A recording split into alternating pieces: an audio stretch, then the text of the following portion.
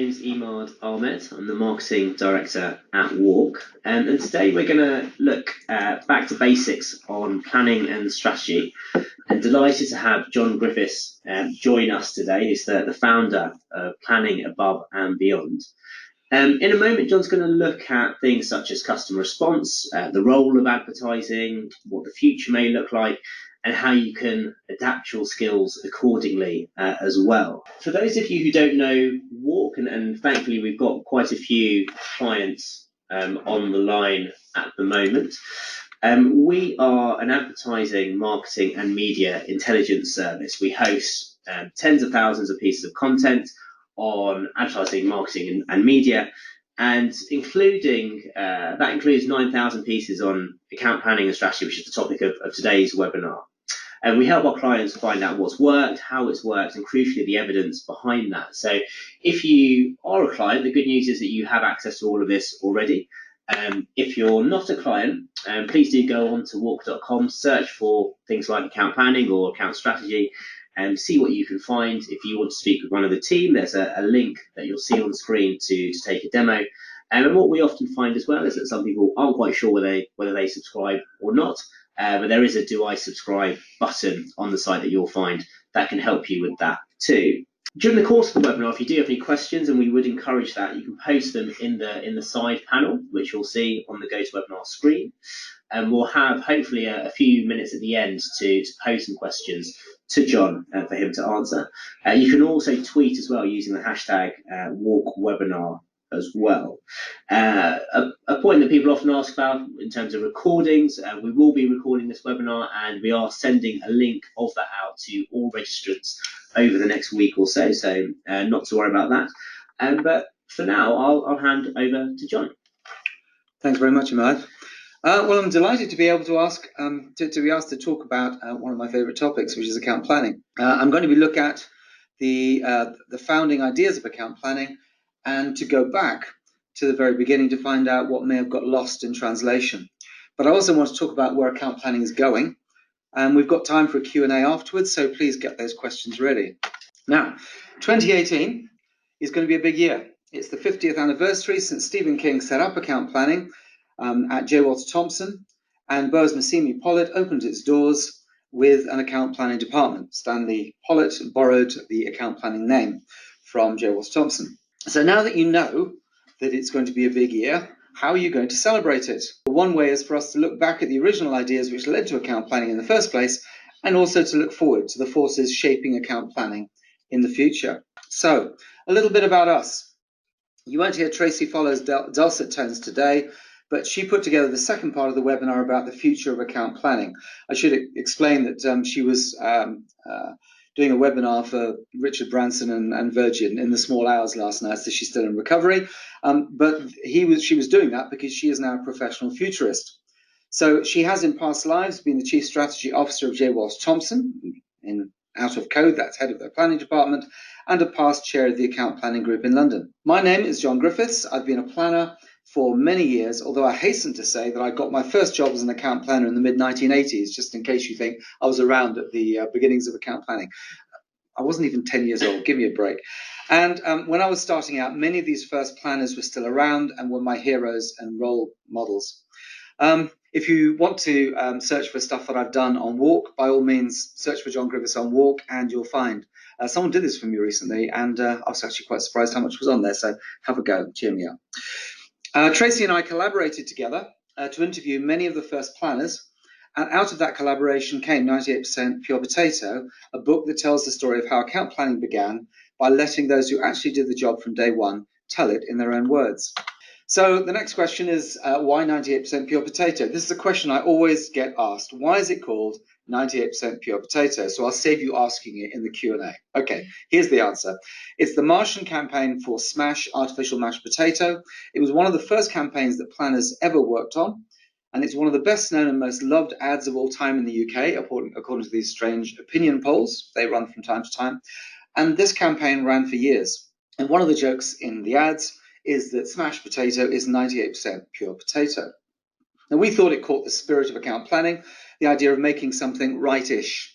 It's a British type of joke, and as we should be seeing, account planning started in London. And the other reason is that we crowdfunded the book. Most business books have really boring titles, so you can find them in bookshops. And because we raised the money to print it, we could call it what we liked. It was Tracy's idea, and I think was a very good one. Who wants to read a book called The Invention of Account Planning? Now, no discussion of advertising as far back as the 1960s would be complete without somebody mentioning the TV series Mad Men. So before anybody else does, let me get in first. We need to dismiss Mad Men as the definitive story because actually much of it had more to do with the 1950s and the 1960s anyway. Now, Mad Men glamorizes American corporatism. We see the art of the hustle in Dan Draper's smooth pitching of his creative work. They were very adept in post-rationalizing the creative work. And the series makes for great television. It's so sophisticated. The clothes, the decor, drinking martinis and bourbons from 11 o'clock in the morning. And of course, we love the sexism, don't we? Women portrayed as objects and trophy secretaries turning into trophy wives, and housewives are suitably dumb. Mad Men is the way that popular culture remembers a golden age of advertising. But when we wrote the book, we wanted to write about the rise and rise of Britain as a global advertising power. As a cultural force in advertising, Britain supplanted in America. And if you want to argue with me about that, I look forward to the argument. British advertising networks went global after the 60s. British creativity became a byword in advertising, and account planning brought a new braininess to advertising. Now, the arrival of the BritPack represents a sea change. It brings energy. It's about using your intellect with supporting evidence. It's about irreverence and humor. Now, the people who started account planning didn't like American corporatism. Actually, what they wanted to do was to challenge US dominance. And actually, they took women seriously as colleagues and as consumers of products and advertising. For example, qualitative research that was used to answer the why questions that surveys couldn't. So housewives were being asked what they thought of the products and the advertising in a way that you don't actually ever see on Mad Men. And women got to senior positions in account planning long before they were accepted as creatives and as senior suits. So as far as we're concerned, Mad Men is over as a cultural force. It's lovely nonsense, but it's nostalgic nonsense. So, modern business, marketing, advertising, market research all started in the USA. But account planning is a British invention. It's the last significant innovation in how agencies have been staffed in the last 50 years. Now, this isn't just a gratuitous piece of flag waving. Account planning is a heresy. It couldn't be invented in the USA. It challenges the default, the imperial, the lazy way of doing things. So as Austin Powers would say, get with it, baby.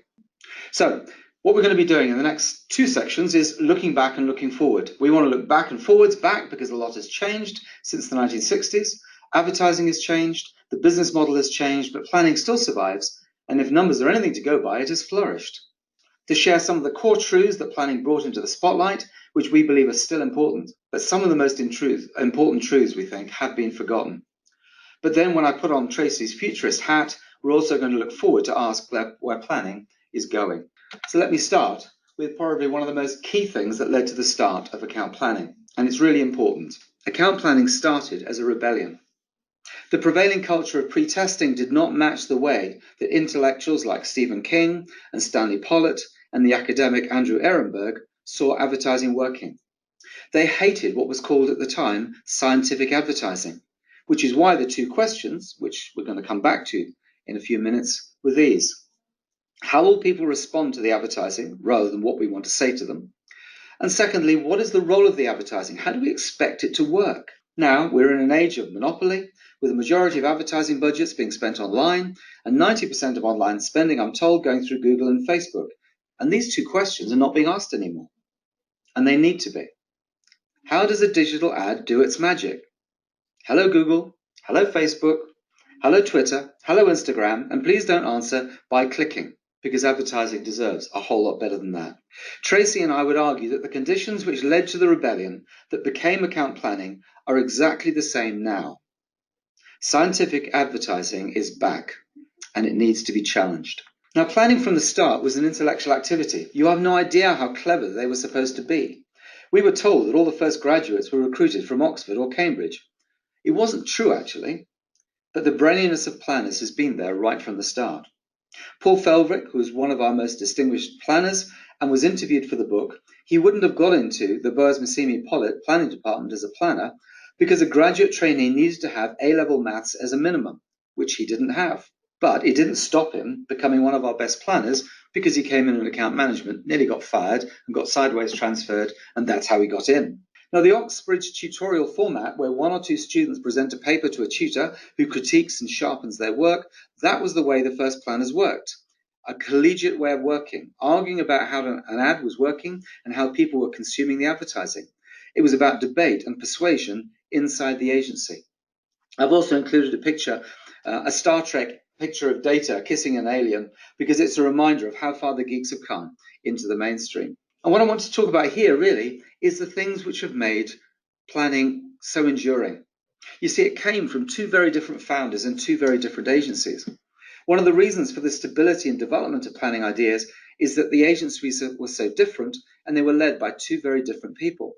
Stephen King, a theoretician with a withering line in satire and put-downs, and Stanley Pollitt, a bumbling professor type who drank 2 bottles of claret every lunchtime and has been known to set fire to himself by putting lit cigarettes into his pockets. Both were clever, both were articulate, and both were passionate about advertising and how it worked. Now, we interviewed many of their protégés, and we were even able to ask the impertinent question, were these two the best planners? To which we were told, no, they weren't. Now, the two agencies in which the two men worked were quite different from one another, and this also explains how different was the account planning that was practiced in each agency. This is a really important point, which I've chosen to put as bullet points in the next slide so you can see what the differences were. You see, J. Walter Thompson was the biggest agency, with a long list of long-standing clients and massive resources. Burrs Massimi Pollitt, on the other hand, was a startup which had just one client, Cadbury's, from day one. So they used planning differently. JWT depended on building long-term relationships with its clients.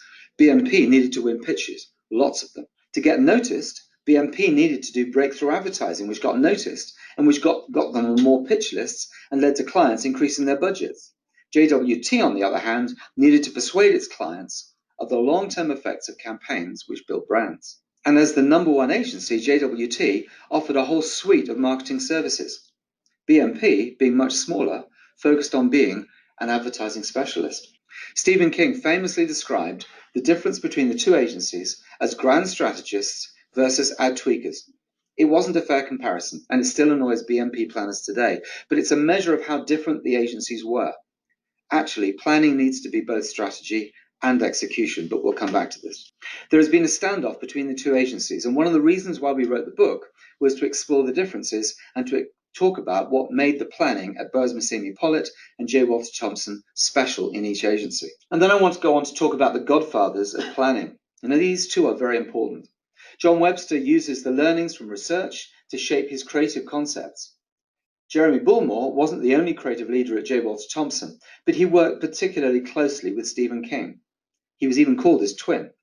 And together they developed the target response thinking, the planning cycle, and the idea of the power of brands for long-term success for companies.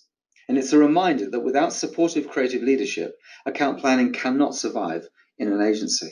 So now I want to move on to the two big ideas on which planning was founded. Let's get to the first one, and it's this. It is much more important to define the output of the communication than to decide what message you want to put into it. Because by focusing on output, it frees the creators from having to say a particular thing a particular way. And it gives them permission to make ads which seek an emotional response or to revive sensory associations with using a product. It's much healthier for marketers and advertising agencies to focus on response because it avoids instrumental thinking. You see, it should be pretty obvious, but it's up to the audience, not advertisers, whether they pay attention or believe what they're being told. Let's not forget, advertisers can't make anyone do anything. And lastly, it shifts the emphasis towards long-term brand associations and getting a place in buyers' repertoire and away from short-term direct response and clicks. I think related to this first big idea of customer response is the importance of a qualitative research. Account planning wouldn't have become so powerful so fast if it weren't for this. Let's be clear, the first planners used data, lots of it. But they also use qualitative research to understand how customers make sense of ads, because you need people to tell you in their own words how ads make them feel and how brands are experienced and how brands are used. BMP and JWT were very different agencies, but their planners all used qualitative research to make better advertising. If you are not using qualitative research, I would suggest that you have no idea why people are doing what they're doing, because you haven't asked them. So I want to move on to big idea number 2. And this was defining the role of advertising. You see, advertising works in different ways. It isn't just about messaging or direct response. And Stephen King would argue that the more indirect advertising is, the more powerful it is. And I'll come back to this in a moment. Advertising works as a whole. Every ad works differently. If you slice it up to analyze it and you kill it, it's like killing the goose to get your hands on the golden egg. You can see how radical this thinking is and how long it's been ignored. Lastly, you learn by making and sharing ads with real people, not by theorizing or abstracting in meetings. The making of effective advertising is a craft for planners as well as creatives. And what I want to then show is the scale of direct and indirect response. Now, this is an invention of Stephen King's to talk about the indirect roles that advertising can play and to support his claim that the more indirect advertising is, the more powerful it can be. The most powerful being reinforcing the attitudes of your existing brand loyalists so they keep buying. Now, since then, we've had Mike Hall's excellent 4 frameworks for how advertising works, and you'll be able to find that paper on the Walk site. And Paul Feldwick's brilliant book, The Anatomy of Humbug, which came out the year before last, and I'm sure there's examples of that, again, on the Walk site and the things that Paul has written, that this offers no less than 6 different theories for how advertising works. Now, I don't want to be dogmatic about how advertising works, but I do want to emphasize that if you don't have a hypothesis about how the ad you're developing is going to work, then you don't know what you're doing. So, we've looked back, and now we're going to look forward. And if I haven't annoyed you yet, I'm hoping that I'm really going to annoy you because I'm going to start channeling Tracy, the futurist. So we're going to unpack 5 major tensions which we've identified in planning as it is practiced now and going forward. And the first tension is this: whether you identify trainees who are born to be planners or whether you need to keep training and to keep training, and how important is training, basically. Planners need to be effective persuaders inside their agencies, not just producing persuasive advertising. And conversation is the most important element of planning. But planners seem to spend far too much of their time writing presentations to get their point across. There are not enough conversations being had. A lack of on-the-job training has left many potential talented planners unnurtured. As I've already said, planning is collegiate. Planners are instinctively collaborative. We can see that from planner blogs and all the ways in which planners cooperate online. They need to be developed. Planning apprenticeships and mentoring is non-existent in some agencies. Now, if agencies can't be bothered to nurture a community and a sense of mission, then planners will move to new kids on the block like Google and Facebook, where there is plenty of purpose. And the future requires proper planning apprenticeships to acquire the modern skills, tools, and training required. This is going to require investment. Where is this going to come from? Lastly, this won't happen unless we fix the diversity problem in advertising agencies. It's scandalous still how little diversity there is. How do we expect to communicate with global audiences when planners come from a relatively narrow social and educational background?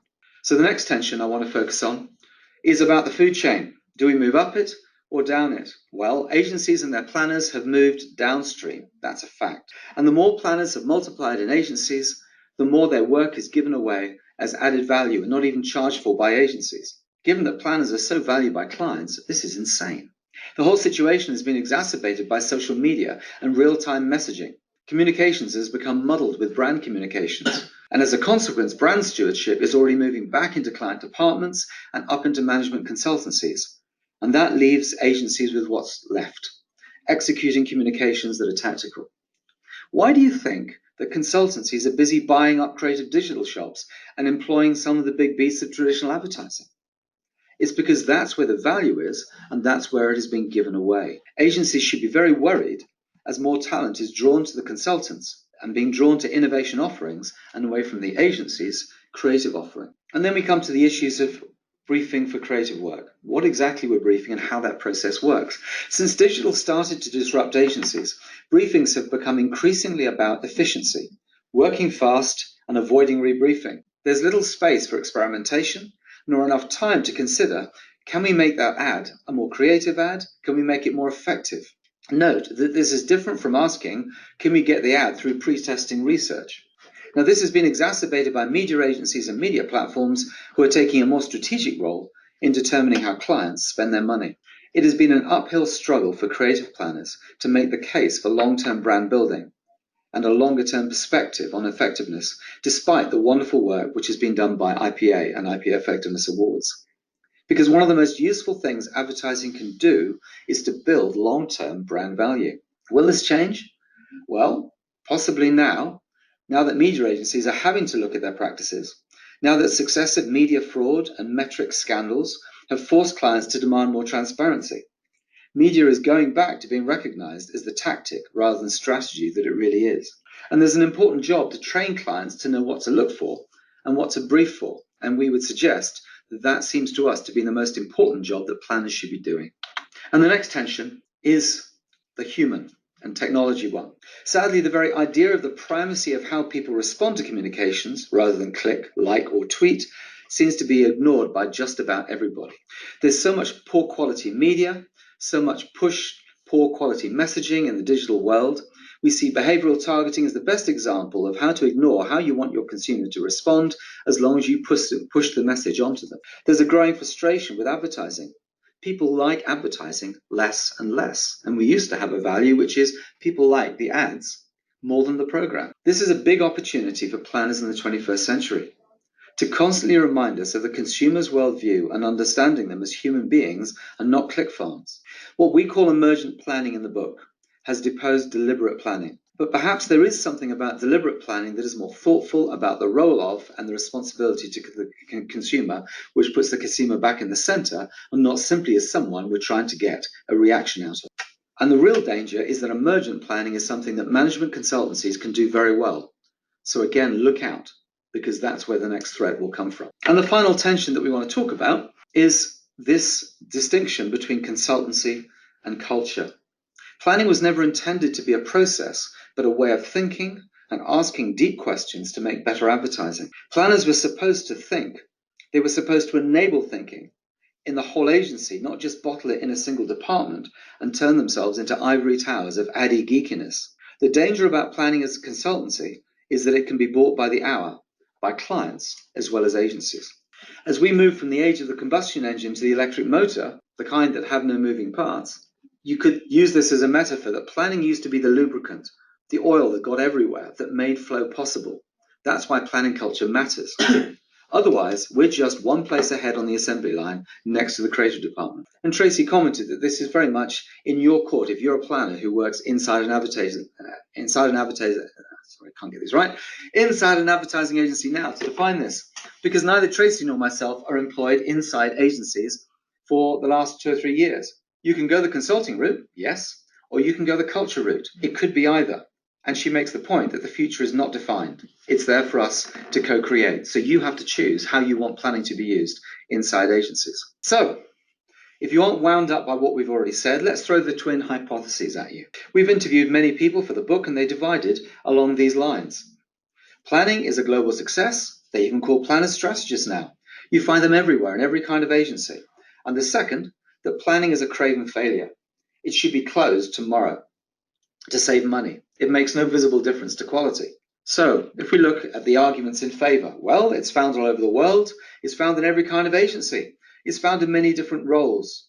The BBC has planners to manage audiences, and most of the big, in the UK at least, most of the big TV companies have got planning departments in them. But Ford and Diageo have also developed their own planning departments as marketing companies. Twitter has developed its own planning department. So the planning idea has spread everywhere. That's in favor of planning. But against planning, advertising has become a low-margin business. Some of the people we spoke to told us that planners have been corrupted by post-rationalization. They're there to sell ads, not to tell you if the ad is the right thing to do. Where's the focus on the customer? Do people even talk to customers anymore? Behaviorism has replaced the cognitive models, which is where account planning started. There are bogus quantitative measures, pre-testing, ad exposure, big data. And big agency networks and monopolistic media companies have taken over. Whatever happened to the startups? And of course, the worst indictment of all is that the ads are as terrible as ever, but now they've got planners saying how great they are. So what's our conclusion? Because I've got asked this also many times, and you may want to come back to this in the Q&A. Well, we think there's a bit of truth in both, really. There's far too little deep thinking about how advertising works. Planning used to be deployed to give marketers the confidence to buy strong creative ideas because it provided the evidence so they could buy an ad that otherwise they'd be too scared to run. But no question about it, planners are in evidence worldwide across the whole communications industry. There are tens of thousands of them, and the fact that there are people tuning into this podcast from all over the world is evidence of that. So we have been a little bit opinionated. What on earth have we based our strong opinions on? Well, the core of the book that we wrote was 21 interviews with the earliest planners we could find at J. Walter Thompson and Bose Missimi Pollitt, with a sideways glance at Collett, Dickinson and Pearce, arguably the greatest British agency ever in terms of its creative output, at least. We also held an additional 9 interviews with expert observers, creatives, agency managers, researchers, suits, clients, even Stanley Pollitt's daughters, one of whom used to be in the punk band The Slits, though that's not really relevant right now, but I always have to mention it. And the time period over which they were working in planning or in advertising, where it was relevant at the beginnings of planning, were between 1963 and 1980, and we had to close it off after that point. But by the time we'd spoken to those, we could get interviews with pretty much anybody. So we spoke to thought leaders who were around at the start of account planning, so even if they weren't planners themselves, though many were, they were expert observers and had a point of view. So here are some of the agencies from which they came and which they founded. Martin Bose, who founded Bose Missimi Pollitt. By the way, he was 30 years old when he founded it, which terrifies me. Dave Trott of Gold Greenleaf's Trott. Jeff Howard Spink, who was at a number of the agencies, but obviously most famously was a founder of Low Howard Spink. Leslie Butterfield of Butterfield Day DeVito Hockney. And John Bartle of Bartle Bogle Hegarty, who also wrote the foreword for us, and I'll tell you why. Because he was the first ever planning client, because he was a research manager at Cadbury's right back in 1966. And finally, Adam Lurie of Howell Henry Caldecott Lurie. Now, books about account planning don't come along often, although we seem to have done quite well in the last couple of years. So pay attention when they do. We like to think the 98% Pure Potato was one of the most important books about advertising published in 2016, and in plenty of time for that 50th anniversary of account planning, 2018, next year. I hope it's clear to you that we are looking forward as well as back, and that there's a wealth of planning expertise in between the covers of the book, and I'll just let you read what's in the book in terms of content. But there's all sorts of spin-offs from the book already out there and due to come out during the anniversary year. But you may be interested in the weekly podcast. There are 18 episodes so far, one coming out every week, going strong, with a different topic each time, and you can see the link on the screen. And these are the most recent titles. Is Planning Dead from the Neck Down? We were trying to get you to sign up to the webinar, so we were a bit more provocative on that one. Is There Life After Planning? What do planners do when they get old, over 30? Is Digital and Social a whole new ballgame? And also giving advice about when being clever isn't very bright. And so that kind of takes us onto our offer. Thanks very much for listening. We're about to move to a question and answer session, so think about what you want to ask. But while you're thinking, let me give you an opportunity to buy the book. Now, we've arranged a special deal with Unbound. If you Google 98% Pure Potato and Unbound and type in the code back/forward, I'll say that again, the code back/forward, you'll be able to buy the ebook at 50% discount for $5. Now, you can also buy the book on Amazon, no problem there, and it is available there, and so you can do that. However, if you wish to buy it directly from us, then I can offer the added incentive, if you can stand my handwriting, of me signing the book before I post it to you. We've had to price it to cover postage, sorry about that, but what I'm suggesting is that if you email me quoting the code back/forward, I'll know this is that you've been on this webinar, and I'll be in a position to basically send you a payment request via PayPal, and then once you've paid and you've sent me your address, I can sign the book to you in person by name if you wish, and to sign it myself, which I'm very happy to do. So that's the offer that's there. Thank you very much for listening, and I'm looking forward to your questions. Thank you. Great, thanks very much, John. A really comprehensive look there at planning, both in the past and where we're going to go in the future. So we've had quite a few questions that have come through. There's one that I see here about just differentiating between emergent planning versus thoughtful in a bit more detail. So could you run us through that again? Sure. What we meant by emergent planning, I think it's very close to this wonderful term real time, that planners have got themselves into a point where one claims that being customer responsive or being connected to the customer means I'm literally within seconds or minutes of what people are saying. I'm developing content in response to what they're saying, and somehow this is about customer connection. And we'd like to challenge that idea, because what we believe really brings value is the thinking, not the how fast you can knee jerk or how instinctive you are. And we give an example in the book of someone describing a planner, and we weren't clear if she was a real person or a bot, but the idea was that she was generating content on the fly, and we were saying, in a fairly, being fairly definitive about this, we don't think that if that's what we mean by emergent planning, that we don't think that's proper planning. We think that's some kind of weird variation on content marketing. But the idea that somehow this is customer centric, it's so reactionary, we don't think you're actually dealing with the main issues around communication. That's what we mean by it. Cool, great. So another question here about how agencies have traditionally been a good way to learn about brands, particularly early on in one's career. Yeah. Do you think that's still the case, given that so many other industries have developed their own planning functions? What a good question. Well, if I don't sound too well, one of the reasons why I started working in a direct marketing agency and then went to a self-promotion agency and did the rounds was I became convinced, after I'd been a planner in ad agencies for 3 or 4 years, that the only way I could develop my skills as a planner, I'll come on to the brands issue in a moment, was by working in different agencies, because no one agency could give me the experience that I wanted.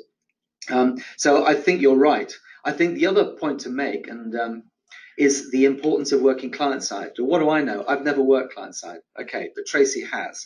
So I think it's also quite important that my co-author will also speak very much in favour of having worked client side as well as agency side. And I think that's important. This is about perspective. If you only know one way of doing things, when I set up Planning Above and Beyond, one of the logo of the account planning group was something like planning equals great advertising. And I went out with a counter strap line, which is basically, if you're an ad planner, you know no more than a third of what you need to know. You have to get out and learn all the other things, not least because if you have a way of understanding how advertising is working, then you have to unlearn it to do the other things. So to be effective at experiential marketing, there are things you're going to have to unlearn as an ad planner. So you can't stay in that one agency environment. So my recommendation is that you go walkabout and you acquire experience. Definitely consider client side. I never did, but I increased my experience by working in many, many different kinds of agency to experience that. But now that we've got planning departments in lots of different places, go for it. And kind of just, I suppose, just building on that, then you talk about client side versus agency side, Yeah. and obviously you talked during the webinar quite Yeah. a bit about consultancy. So, Yeah. so how does that add into the debate about the skill sets required in all these different areas? In other words, should you go and get a job with a consultant? Is that your question, Ahmad? A good question. I did a stint in an integrated agency as a marketing consultant. It was quite different from account planning. I mean, I can go into that if you like, and what was different about it. But I would argue that what consultancies are brilliant at doing is productizing marketing expertise. There's actually quite an interesting example of this in the book, where, and I got so excited when I got told it, because the guy that started up one of the consultancies, I'm trying to remember which one it was Peter Dart anyway, he developed this thing called the brand circle. He did it for Unilever 13 or 14 times, and then they said, why should we pay for this anymore? We're going to do it ourselves. And that's where the brand key came from Unilever. In other words, it was developed by a consultant who productized it. The client bought so many of them, they just went, no, we can do this now, and they took it on themselves. And what consultancies do brilliantly is they productize so that basically when a job comes up, they take all the slides from their last project, they change the logo on all of them, and they feed it straight back through. Now, the thing that I believe I discovered, having been both an integrated planner and a marketing consultant was that what made me different was that the thinking I did was original and relevant to the product, the actual brand that I was working on. Now, what I said was that ads are whole. You can't break them up. Brands are a whole. And I think the power of great branding, and I would describe sort of deliberative planning as we've talked about it, is that you get a piece of original work for each brand. You don't simply get someone slicing up something which has been used on 150 other brands and just dishing it up again, having changed the logos. I'm not saying that's not valid. I'm not saying the clients don't buy it. But in terms of added value, the power that you bring to do original thinking and creative thinking, I think agencies do that better than anyone. And I don't believe the consultancies will ever take that away because their model is different. Fascinating. And I had another question come in actually about this difference between experimentation and effectiveness. Yeah. So could you explain that? Sure. There are two extremes to creative briefing. One says, I am doing a request for a piece of work.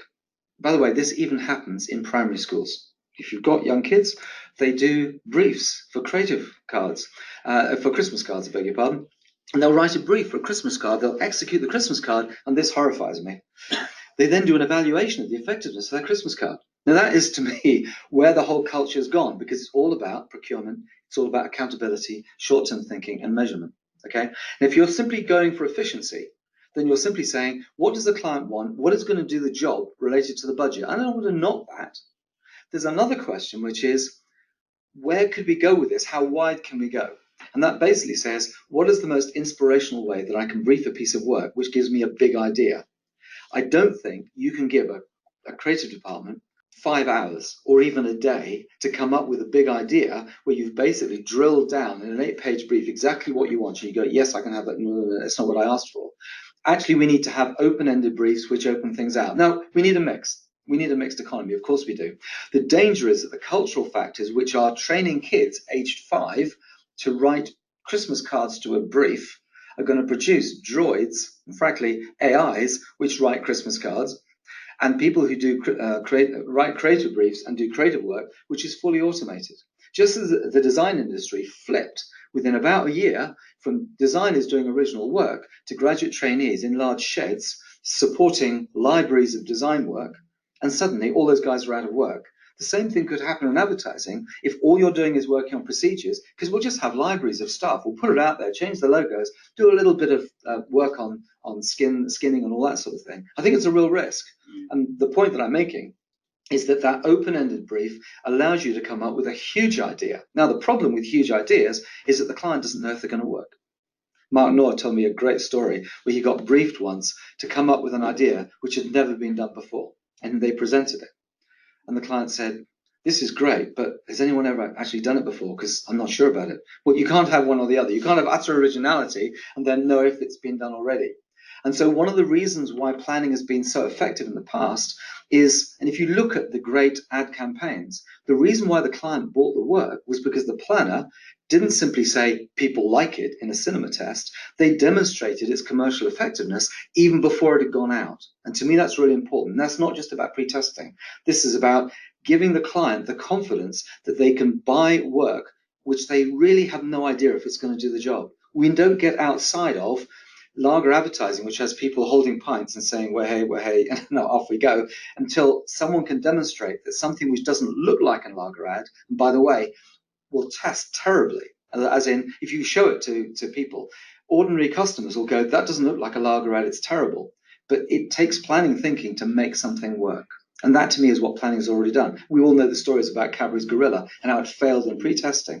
But the reason that Cadbury's Gorilla becomes successful is down to things which could be pre-tested for, but not if you simply use a kind of first past the post benchmark system, which is kind of, you just go slightly over the top of. So, sorry, I'm ranting on. No, that's fine. That's fine.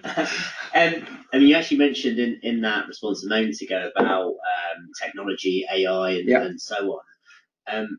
How do you think planners need to adapt to that, respond to it, or change how they operate?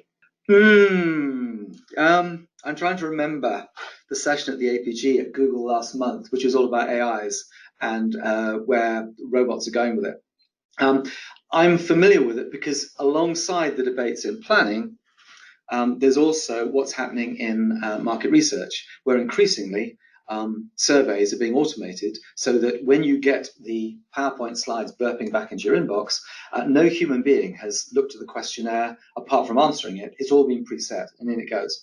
I think there are real limits to it. If you need a quick, short, sharp answer, if you want a kind of a sorcerer's apprentice to support planning thinking, I'm hoping the AIs work that way. But I still don't believe that, and maybe I'm just sounding like old guard, I do sound like the old guard, that original thinking can be replaced by the equivalent of a chess machine that can think 70,000 moves ahead. Let me give you an example. The IKEA Chuck Out the Chintz campaign. Okay, that's a great example.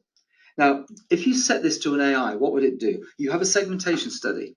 We have definitive proof that most people in the UK don't like Scandinavian furniture. They like chintzy furniture.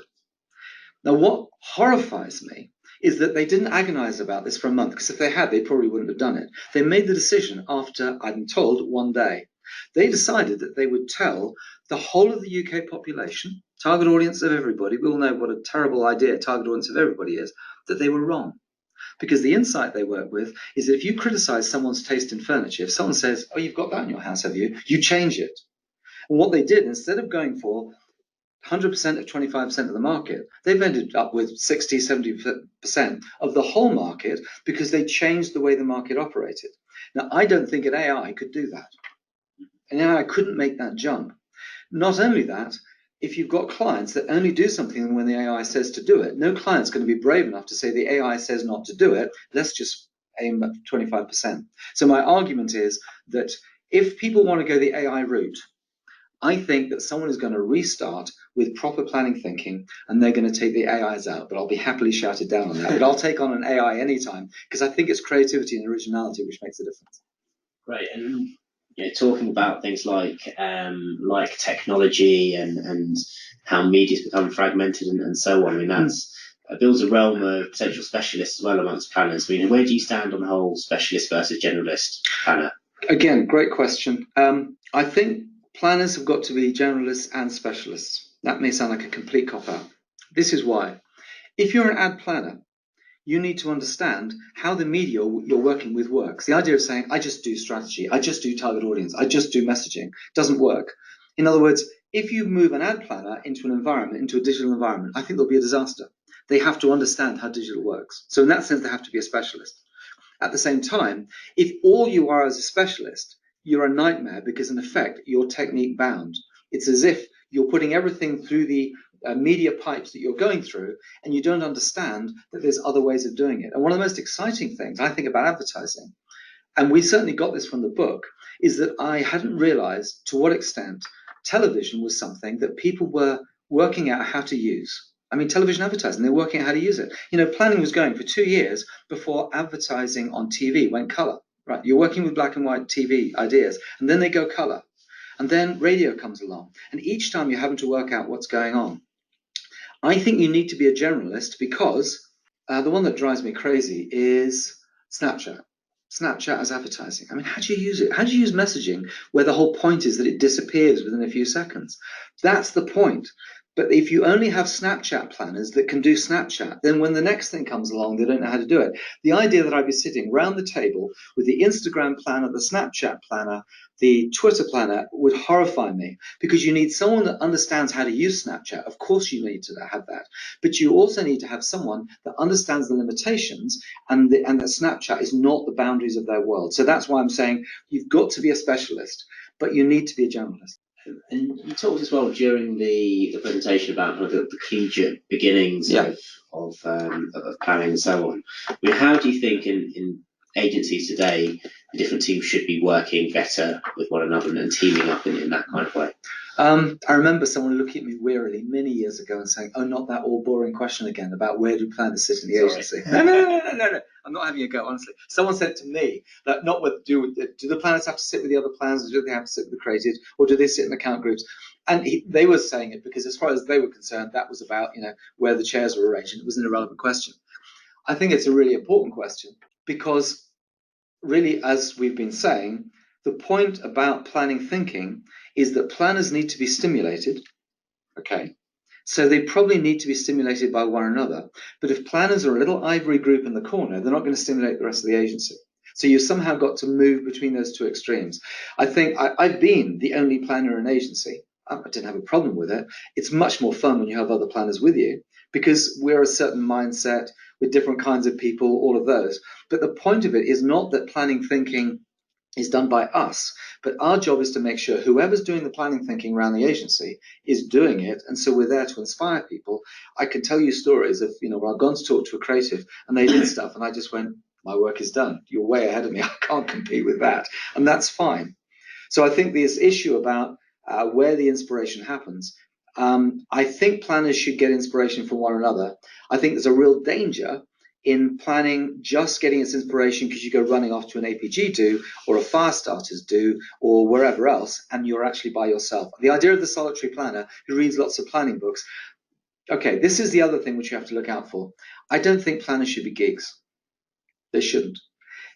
One of the best descriptions of planning that we got was from Jeff Howard Spink, who said, planning is just to be a useful, spare set of hands. Just be useful to people. And another one, probably the best, and if I get to writing another book, it's going to be around this whole area, was from Paul Felwick.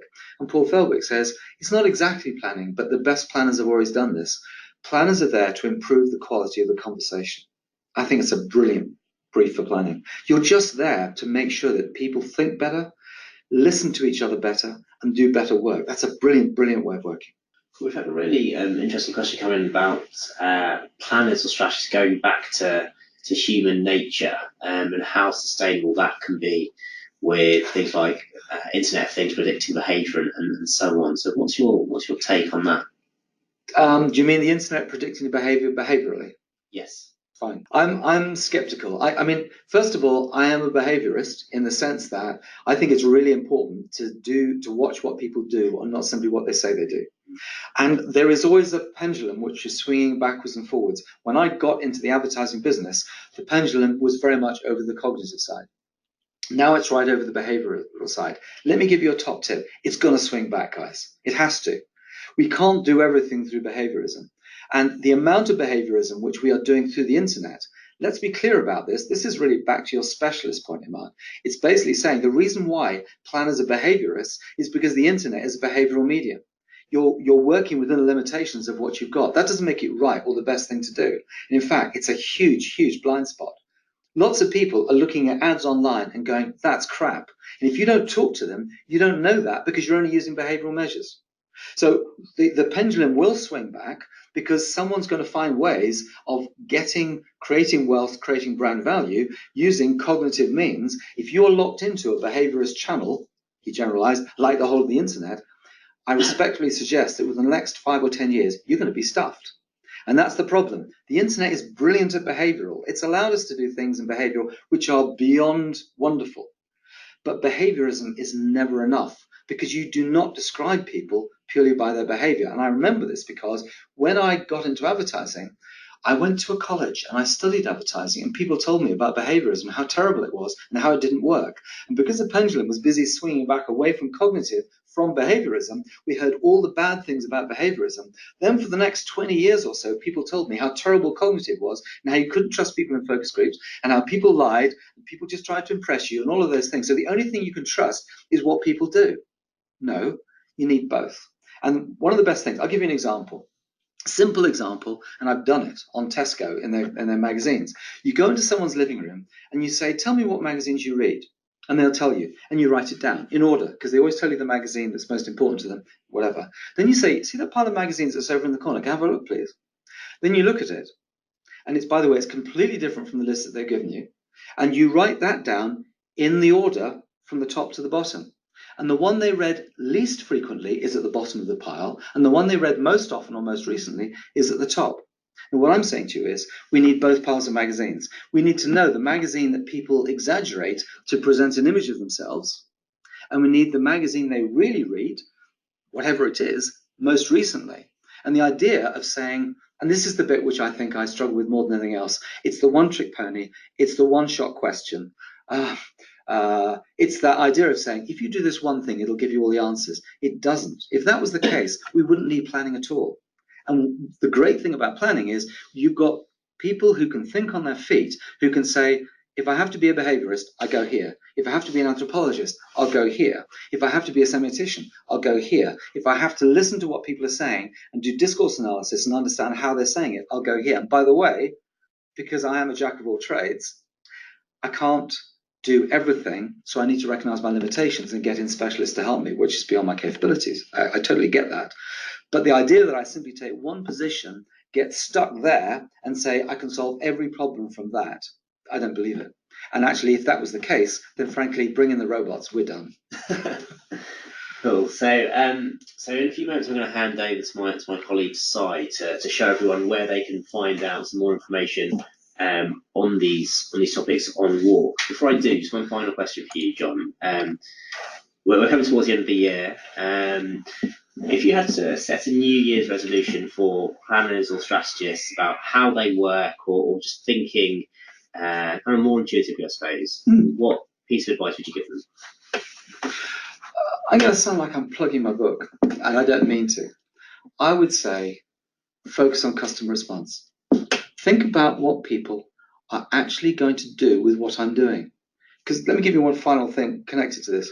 People don't find advertising that interesting because it's not. It's unbelievably trivial. It's unbelievably throwaway.